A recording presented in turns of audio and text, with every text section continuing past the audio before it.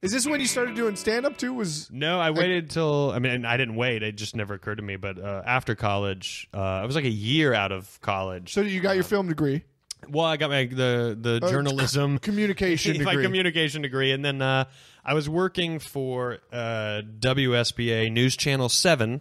So I was doing studio camera. Yeah, I was doing like studio camera. I was like, framing up the anchors and stuff. And I was kind of like, it's not something I loved, but it was a job right out of school. Yeah. And it was like, it was in the adult world of like, hey, this is a job. And for sure. Everyone here is not a kid. And everyone had a great personality. I think anywhere in that business, you're probably going to work with like some laid back people for sure. And I was just kind of like, the chances of me ever making a movie or being a filmmaker, it's like I've never technically worked towards making something or learning specifically how to do it. Whereas I'm like, I learned studio camera, I could learn production, I could learn all this, and maybe there's a career in this at some level. Yeah. So I kind of thought, maybe I'll do this.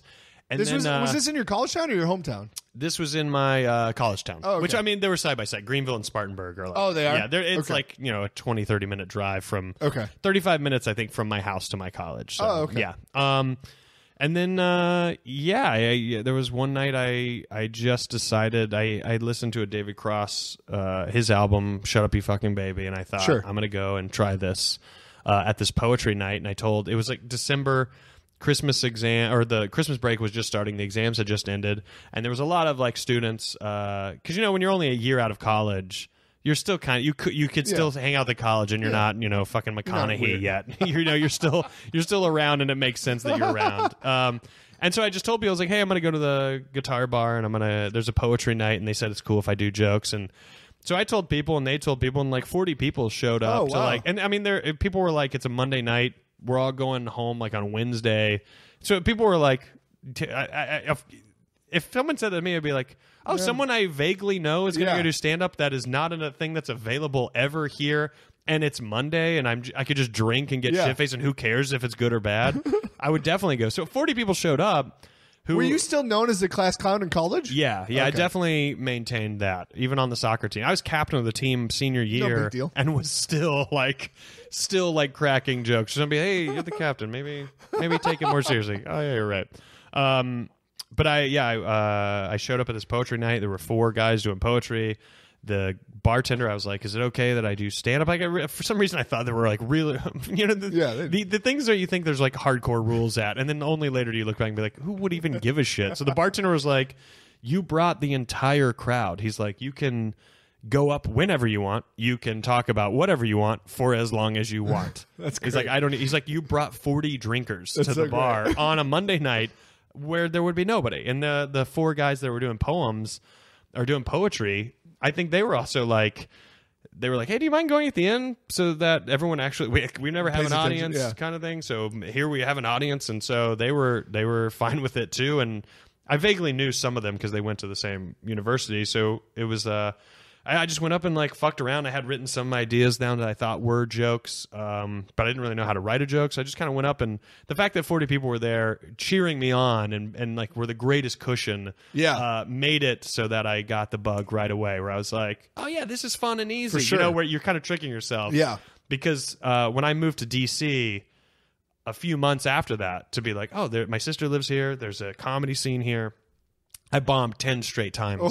In a row, and was like, maybe I'm not actually good at this, and I thought that I was, and my sister was like, keep trying, give it like 6 months. Oh wow, good for her. Yeah, and I was like, oh yeah, man, 6 months, and then if it's not working, DC's fun, I'll figure it out. And so you moved to DC because you wanted to get into comedy. You liked this. Well, I liked it so much. I was like, I feel like that's such a strange point in your life. That I feel like, as human beings, it's like life is, even people who grow up extremely poor or grow up with a lot of money, psychologically, life is just hard, even when certain physical aspects of it are easy. Yeah. And that's coming from someone who's like right down the middle of like, hey, I'm white, so there's a certain privilege that you have as a white person, and I'm a man, so there's a privilege that you have as being a man.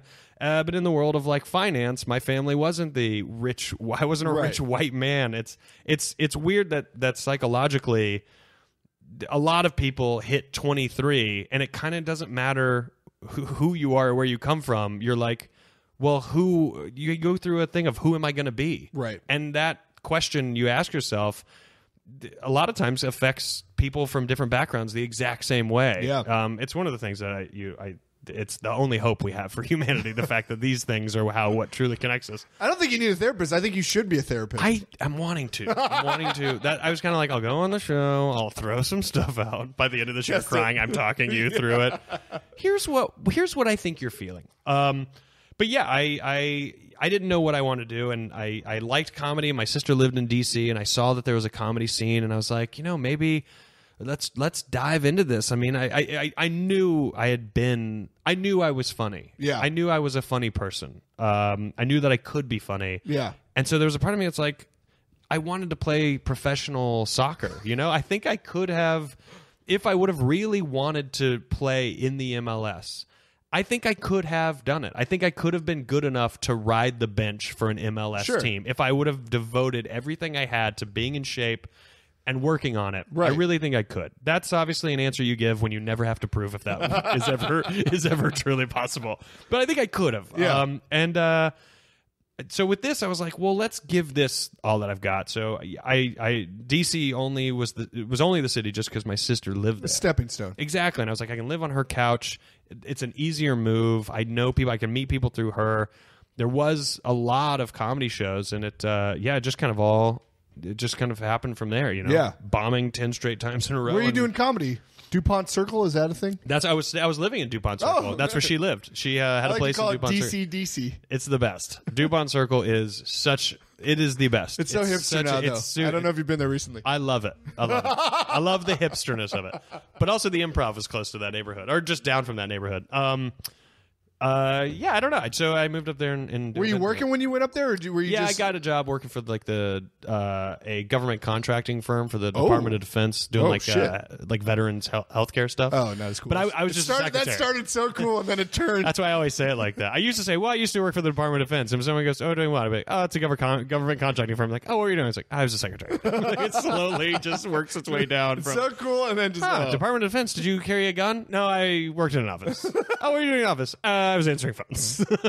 Was there a turning point? You bombed 10 in a row. Was there a turning point in DC that you felt like you hit, or did that come later when you moved to New York? I feel like I feel like in this business something clicks, and you're fortunate if it clicks early on. Not that it's the ultimate thing that makes the.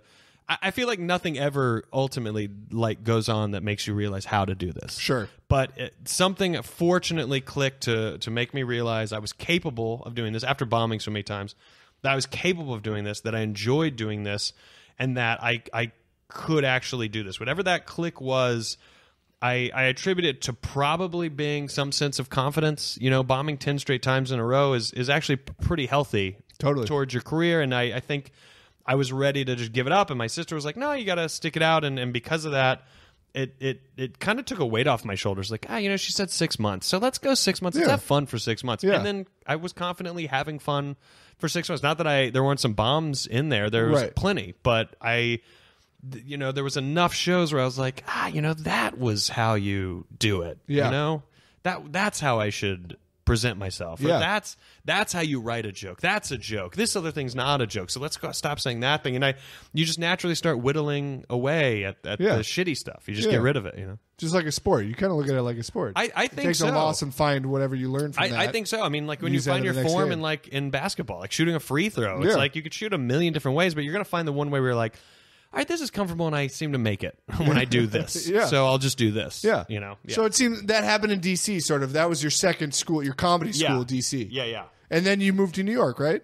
And I was in D.C. for about 3 years, and then I moved to New York. Oh, that long? Oh, Yeah. I didn't realize it was that long. Yeah, 3 years I was there, and then off to New York City for about 4, and then I've been out here for about 5.5. Did you start finding much greater success in New York? I assume you probably got your first. No, paid gig. I felt great in DC.